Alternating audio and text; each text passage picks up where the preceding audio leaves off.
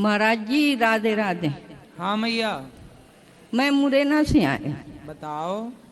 मेरी 2 बेटी है, उसने मेरे को मार पीट के निकाल दिया घर से।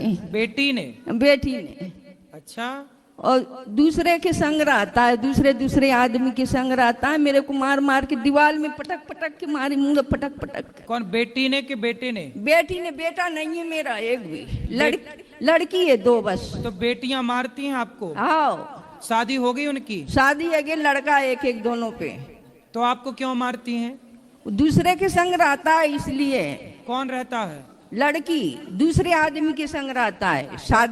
शादी वाले को तो छोड़ दिया, दूसरे के संग। अच्छा, अपने पति को छोड़ के हाँ, पराये पुरुष के संग रहती है? हाँ। तो आपने समझाया उनको? हाँ समझाया, तई मेरे को दीवार से पटक पटक के मारी, बिन्ने खूब घर से निकाल दे। अच्छा।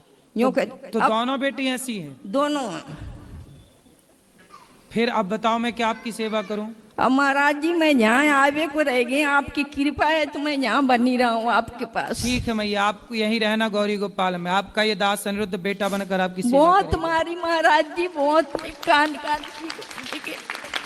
क्या करा। आप चिंता ना करो, आप यहीं रहना। अब यहीं रहना है। अभी आपकी व्यवस्था करा रहे हैं बेटा। ले जाओ, मैया को रखवाओ, जाओ अच्छे से जाओ। बेटियों का नंबर देना, मैं बात करूंगा ना एक थोड़ी। छोड़, देखो कैसी बेटियां। महाराज जी बात नहीं करते, यूं कहते मर गए, हमारा मयो नहीं है, मर गए, यूं कहता है मर गए। देखिए, जब स्त्री के भीतर स्वार्थ चढ़ता है ना, पर पुरुष का स्वार्थ देखो, अपनी माँ को और अपने पति को और बच्चों को भी छोड़ दिया क्या? बच्चा उनके साथ रहता है, और मेरे सब गिरस्ती बेच बाच के पैसा खाए पी के हम मार मार के निकाल दे। खूब मारी, दीवालन से पटक पटक के।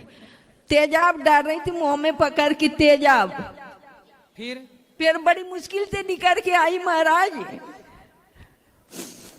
ऐसे शीशी तेजाब के डारे मुंह में डाल रहा था। बड़ी दुष्ट बेटियां हैं भाई। क्या करें बताओ, ऐसी बेटियां, गजब कर दिया बेटियों ने। बहुत मारी महाराज जी, आपके पास शरण में आए। तो आपका घर कहाँ? घर मुरैना है। तो वहाँ घर पे अब किसने, कौन रहता है घर पे? कोई नहीं है महाराज जी, आदमी खत्म है गए, आदमी आए नहीं। तो आप यहाँ रहोगी तो घर पे कौन रहेगा फिर? कोई नहीं है घर पे मेरा। बेटी है तो बेटी तो बाहर आते, ग्वालियर। वे ग्वालियर रहता हूँ। नहीं, आपका जो घर था वो घर पे अब कौन रहेगा? घर नहीं महाराज जी, बेच बाच गए वो तो। अच्छा, किसने बेच दिया? देवर ने बेच दिया जुआ में। देवर ने? हाँ, देवर ने घर बेच दिया, बेटियों ने घर से निकाल दिया। ठीक है, अब आप यहीं रहना, चिंता। ये कौन है आपके बगल में? महाराज जी राधे राधे। ये जा रहे थे तो मैंने इनको जगाए के लाए। महाराज जी इनका प्रश्नोत्तरी कार्यक्रम है, उनमें बताओ। आप यूँ कह रहे हैं यहाँ तो पैसा वाले नहीं लेते, गरीबन ने नहीं लेते। तो मैया आपको देखो, आप ऐसा क्यों झूठ बोलती हो कि पैसा वाला ने लेते हो? मैं ना कही महाराज जी, मैंने कहते ना कही महाराज जी। आप यहीं रहो। यहाँ तो मैया आप जैसी जरूरतमंद माँ की सेवा करते हैं। मैं तो आपके शरण में आए, राख ले, मेरी बेटा बन जा, चाहे कचू बन जा। नहीं, मैं आपका बेटा ही हूँ, आप चिंता ना करो। रखवा दो बेटा, जाओ मैया को ले जाओ, रखवाओ, जाओ अच्छे से भोजन प्रसादी कराओ। गुरु जी राधे राधे। मैं बिहार दरभंगा जिला से आया हूँ। मुझे 4th स्टेज कैंसर हो गया है। अच्छा। मैं माँ भी साथ में, पापा भी आया हुआ है। अब मैं ज़्यादा दिन जी नहीं सकता हूँ, क्योंकि मेरे को इलाज चला, कीमो, मेरे को 14 कीमो हो गया है। मैं नशा वशा कुछ नहीं किया हूँ। मैं मोमोज, चाउमीन, भटूरे ज़्यादा खाता था, उससे मुझे 4th स्टेज कैंसर हो गया है। अब मेरा चाउमीन बर्गर खाने से कैंसर? उससे डॉक्टर ने बताया। तो मेरा अभी आंत बाहर है। अच्छा। पूरी बॉडी खोल दिया डॉक्टर साहब ने। मैं 14 कीमो झेल लिया हूँ, यानी 14 बार सांप के जहर दिया जाता है मुझे। अच्छा। वो मैं झेल चुका हूँ। अब मुझे 1 साल का बिल मेरे को 36 लाख फिर डॉक्टर साहब बता दिया है। हमने गांव की जमीन वमीन बेच के भी मम्मी पापा ने मेरा सारा इलाज करवा रहा है। अभी कैंसर की दवाई अभी सिद्धू की पत्नी को हुआ था, उन्होंने बताया कि कैसे ठीक किया, वैसी कर लो। अब वही, हम खाना भी नहीं खा रहा हूँ मैं। हाँ, तो आपका ठीक है अब? नहीं, ट्यूमर पेट में हो गया दोबारा, फिर हो जाएगा सही। दोबारा कैंसर का ट्यूमर हो रखा है। डॉक्टर साहब ने मेरे को 40 लाख का बिल दे दिया 1 साल का। फिर दोबारा बोला आपका अभी इलाज चलेगा, और अभी जो रसिया में जो इंजेक्शन लॉन्च हुआ है वो जो मुझे पढ़ना है, 2 लाख का एक करीब इंजेक्शन इसमें लिख रखा है। चलो मुझे पढ़ना है, ठीक करेंगे। जरा मेरे को हेल्प चाहिए था। होगा। आप खाने पीने पे कंट्रोल करो, सब सही होगा। राधे राधे गुरु जी। जी मेरा ये सवाल था गुरु जी, हम बिहार से आए हैं, भागलपुर जिला से। हम जब चंदन लगाते हैं इस पे गांव का मतलब कि अच्छा नहीं लगता है कि हम चंदन लगाते हैं तो। कौन बोलता है?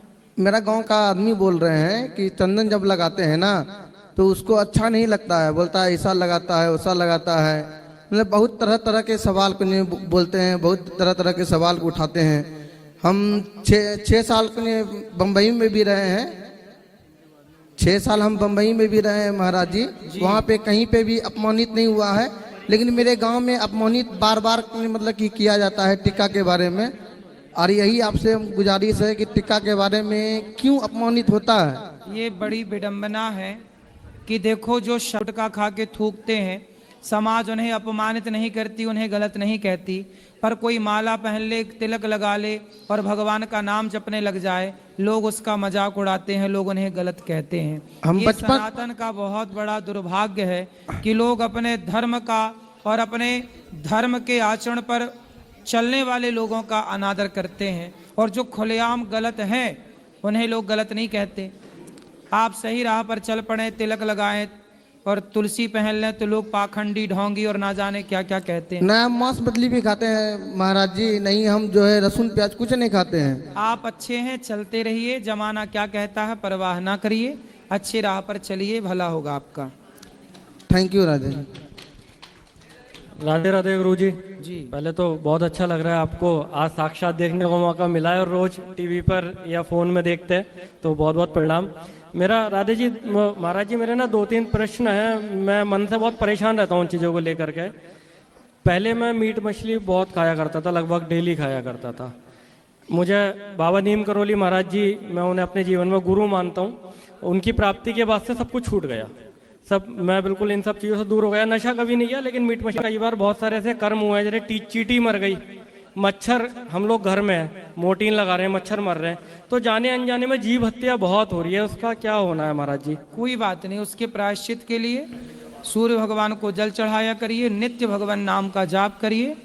आप कोशिश करिए कि अब जीव हत्या ना हो। कुछ जीव हत्या आप चाह कर नहीं करते, पर मजबूरी में करना पड़ता है। ये नित्य के पाप होते हैं। भगवान का कीर्तन करने से सारे जाने अनजाने में किए गए पापों से मुक्ति मिलती है। कीर्तन और भगवान के चरणों में समर्पण। महाराज जी एक प्रश्न और है। मेरी शादी को 10 वर्ष हो गए हैं और अभी कोई संतान नहीं है। पिछले लगभग 1 साल पहले से मैंने वृंदावन आना शुरू किया। मेरे जीवन में कृष्ण नहीं थे। पहले गुरु की प्राप्ति हुई बाबा नीम करोली महाराज जी की, उनके बाद में मुझे श्री कृष्ण भगवान की प्राप्ति हुई। बिल्कुल। मेरे सपने में मैंने एक दिन देखता हूँ कि मेरी पत्नी ने एक बच्चे को जन्म दिया है, और मैं उनको देख रहा हूँ हाथ पर उठाकर, ये बाके बिहारी जी हैं, लड्डू गोपाल जी हैं। तो इसका क्या अर्थ है? अब बिहारी जी से आपका संबंध जुड़ गया है तो आपके बच्चा भी होगा, भगवान देंगे। लेकिन महाराज जी उसके तुरंत बाद में वृंदावन आता हूँ और मुझे खुशखबरी मिलती है, लेकिन उसके कुछ समय बाद कुछ ऐसा होता है कि मुझे ऑपरेशन कराना पड़ गया, और मेडिकल साइंस ने मना कर दिया है बिल्कुल। क्यों? कुछ ऐसी चीज़ें हो गई हैं, ऑपरेशन कराना पड़ा, तो उन्होंने कहा कि दूसरी टेक्नोलॉजी से करना पड़ेगा।